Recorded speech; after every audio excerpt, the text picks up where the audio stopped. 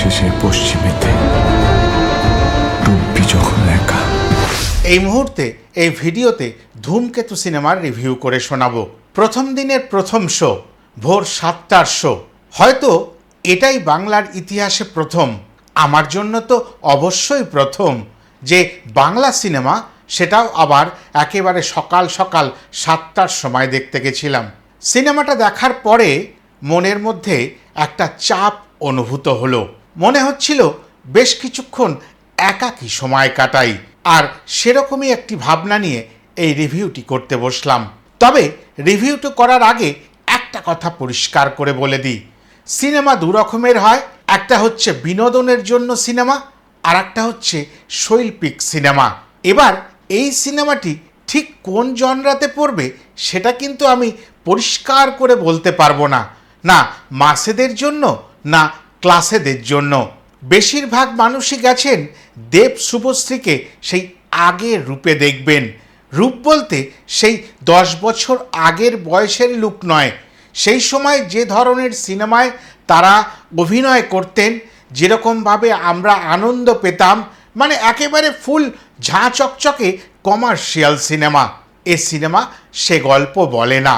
তবে প্রথমেই কেন এই নেগেটিভ কথাগুলো বললাম আপনাদের প্রশ্ন উঠতে পারে মনে, এই কারণে এরপরে যে কথাগুলো বলবো সেই কথাগুলোর অর্থ আপনাদের কাছে যথার্থ হবে, বিশেষ করে আমার ভিডিও দেখার আগে যারা সিনেমাটি দেখে ফেলবেন তাদের কাছে। দ্বিতীয়ত বলতে হবে, এ সিনেমা দেব শুভশ্রীর থেকে বেশি করে বলা যাবে দেব রুদ্রনীলের। এটি মূলত ভানু আর যোগেশের গল্পের ওপর আধারিত। এবার বলবেন গল্পটা তো একটু ছোট্ট করে বলুন। না, এ সিনেমার কোনো গল্প বলা যাবে না।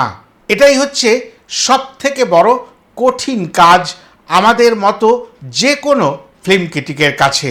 এ এমন একটি সিনেমা যে সিনেমার গল্প বলা যায় না, গল্প ছুঁয়ে যাওয়াও যায় না, কেননা এই গল্প একেবারে ভিন্নতার মধ্যে ভিন্নতম।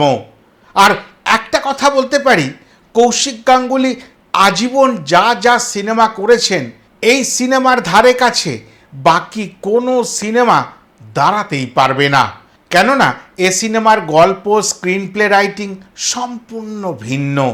আর কি প্রয়োজনে সিনেমাটি তৈরি করা হয়েছে সেটুকু বলতে পারি, সেটা একদম স্বল্প কথায় ব্যক্ত করা যায়। একদিকে আদর্শ, আর একদিকে সারা ভারতবর্ষ জুড়ে বিভিন্ন প্রান্তরে নোংরা রাজনীতি।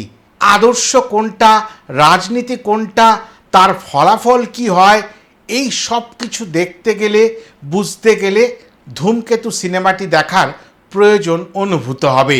এ তো গেল পরিচালকের কথা। এবার অভিনেতাদের কথায় আসি। প্রথমেই দেব ভানুর চরিত্রে অভিনয় করেছেন, আর যারা টিজার ট্রেলার দেখেছেন তারা জানবেন একটা সময় ইন্দ্রনাথ খাসনবিশ তার নাম তিনি নিজেই বলছেন। এই জায়গায় আপনাদেরও মনে প্রশ্ন জেগেছিল, আমারও জেগেছিল, যে একটা মানুষের দুটি নাম কেন, তাহলে কি ছদ্মবেশে রয়েছেন? এ প্রশ্নের উত্তর ওই সিনেমা দেখতে গেলেই আপনারা পাবেন। দেব এখানে যে মাত্রার অভিনয় করেছেন তাতে আমি একটি কথা বলার প্রয়োজন মনে করছি। যেই সময় এই সিনেমাটি তৈরি হয়েছিল সেই 2013-14 দেবের একটি তকমা ছিল নন অ্যাক্টার। সেই নন অ্যাক্টার দেবের অভিনয় বর্তমানে পরিণত অভিনেতা দেবকে হারিয়ে দিয়েছে, সম্পূর্ণভাবে পরাজিত করেছে বলে আমি মনে করি। আপনারা যারা যারা মনোযোগ দিয়ে এই সিনেমাখানি দেখবেন, ওই আবারও বললাম, একটু অন্য মাত্রার সিনেমা, যদি একটু ধৈর্য ধরে দেখেন তবে বুঝতে পারবেন আমার কথাটা কতটা প্রযোজ্য। আর সেখানেই বলতে পারি 2015-16 সালে এই ধূমকেতু সিনেমাটি রিলিজ হলে তখনই দেবকে ওই মেগাস্টার আখ্যা দিয়ে দিলেও কোনো রকম ভুল কাজ হতো না। এবার আসি শুভশ্রীর কথায়। আজ থেকে 10-12 বছর আগেকার কথা। সেই এক যুগ আগে শুভশ্রী যে ধরনের অভিনয় করতেন, কৌশিক গাঙ্গুলির পাল্লায় পড়ে বলেই বলতে পারি অদ্ভুত অভিনয় করলেন। মনে হচ্ছে শুভশ্রীও সেই বর্তমান পরিপক্ক অভিনেত্রী শুভশ্রীর অভিনয়কে ছাপিয়ে গেল। তবে শুভশ্রীকে যতটুকু সময় পাবেন বিভিন্ন ভ্যারিয়েশনে আপনারা দেখতে পাবেন। একটা অভিনেত্রীকে কত ভাগে ভাগ করা হয়েছে সেটা দেখে যারা অভিনয় দেখতে যান তাদের কাছে অবাক হওয়ার কারণ হবে। গল্প না বললেও গল্প আধারিত বেশ কিছু বিষয়বস্তু আপনাদের কাছে একটু একটু করে ছুঁয়ে যেতে চাই। এই সিনেমাটির মূল লোকেশন ছিল দার্জিলিং। দার্জিলিং সেই সময় খানিকটা অশান্ত ছিল, সেই কারণে দার্জিলিং থেকে রাতারাতি সিনেমাটি চলে যায় নৈনিতালে। কলকাতাতেও বেশ কিছু দৃশ্যের শুটিং হয়েছে, আর কলকাতা নৈনিতালের পাশাপাশি নারকান্ডা সিমলায় বেশ কিছু শুটিং হয়েছে, যেই বরফের দৃশ্যগুলো আপনারা দেখতে পেলেন টিজার বা ট্রেলারের মধ্যে। এই বরফ আবৃত পর্যায়ের শুটিংটি কিন্তু কাশ্মীরে হওয়ার কথা ছিল, কিন্তু সেই সময় কাশ্মীরের অবস্থাও অতটা অনুকূল ছিল না। সেই কারণে এই শুটিংয়ের অংশগুলোকেও স্থান পরিবর্তন করিয়ে নারকান্ডা সিমলা অঞ্চলে নিয়ে যাওয়া হয়। এবার আবার ফিরে আসি অভিনয়ের কথায়। রুদ্রনীল ঘোষ এ ছবিতে যে মাত্রার অভিনয় তিনি করেছেন তাতে তার পরিচালকের কথাকে সহমত জানিয়ে বলছি, যদি ঠিকঠাকভাবে এই ছবিটি প্রদর্শিত হয়, সবার গোচরে আসে, তাহলে তিনি কিন্তু ন্যাশনাল অ্যাওয়ার্ডের থেকে বিশেষ কিছু দূরে নেই। তবে এই ধূমকেতু সিনেমাটি দেখতে দেখতে দুটি প্রবাদ বাক্যের কথা মনে পড়ছিল। প্রথমটি হচ্ছে, ভগবান যা করেন মঙ্গলের জন্য, আর দ্বিতীয়টি হচ্ছে, সবুরে মেওয়া ফলে। প্রথমটি কি কারণে বললাম তার একটু ব্যাখ্যা দিই। সেটা হচ্ছে, ওই সময় যদি এই সিনেমাটি রিলিজ হতো, আমার মনে হয় আজ যে চাহিদার মুখে পড়ে যে ব্যবসায়িক সফলতার জায়গায় পৌঁছাতে পারছে, 2016 সাল বা 15 সালে হয়তো অতটা পৌঁছানো সম্ভব হতো না। আর পাশাপাশি দ্বিতীয় প্রবাদটির জায়গায় দাঁড়িয়ে বলতে হবে যে দীর্ঘ 9 বছরের অপেক্ষার ফল মেওয়া হলো। সেই কারণেই বললাম সবুরে মেওয়া ফলে। প্রত্যেকটি দর্শক একটু একটু করে বিগত 10 বছরে, বিশেষ করে লকডাউনের পরবর্তী সময় বদলে গেছে। তাদের সাধন, যাপন, মনন সব বদলেছে। এখন অন্য ধারার সিনেমা কিন্তু আমাদের বাংলাতে খুব বেশি করে সমাদৃত হয়, আর সেই কারণেই আমার মনে হলো এই ধূমকেতু সিনেমাটি এই যে 9 বছর পরে 2025 সালে রিলিজ হলো, তাতে ভালোই হলো। অভিনয়ের কথা বলতে গিয়ে এখানে আরও দুটি চরিত্রকে আমরা টিজার বা ট্রেলারে দেখেছিলাম, চিরঞ্জিত চক্রবর্তী এবং পরমব্রত চট্টোপাধ্যায়, যথাক্রমে চিফ এবং অনিন্দর চরিত্রে। তারা খুব স্বল্প সময়ের জন্য স্ক্রিন শেয়ার করলেন, যতটুকু করলেন তাদের যে চরিত্র সেটা সঠিকভাবে ফুটিয়ে তুললেন বলে আমি মনে করি। দেবের বাবা মায়ের চরিত্রে দুলাল লাহিড়ী এবং অলকানন্দা রায়কে আমরা দেখেছি। বিশেষ করে অলকানন্দা রায় যে তার মা, সেটা আমরা পরিষ্কারভাবে টিজার বা ট্রেলারে বুঝে ফেলেছিলাম। এই দুজনে যত সময় অভিনয় করলেন সত্যি মন ভরে দিলেন। স্টোরি, স্ক্রিনপ্লে, ডিরেকশানে কৌশিক গাঙ্গুলি অনবদ্য।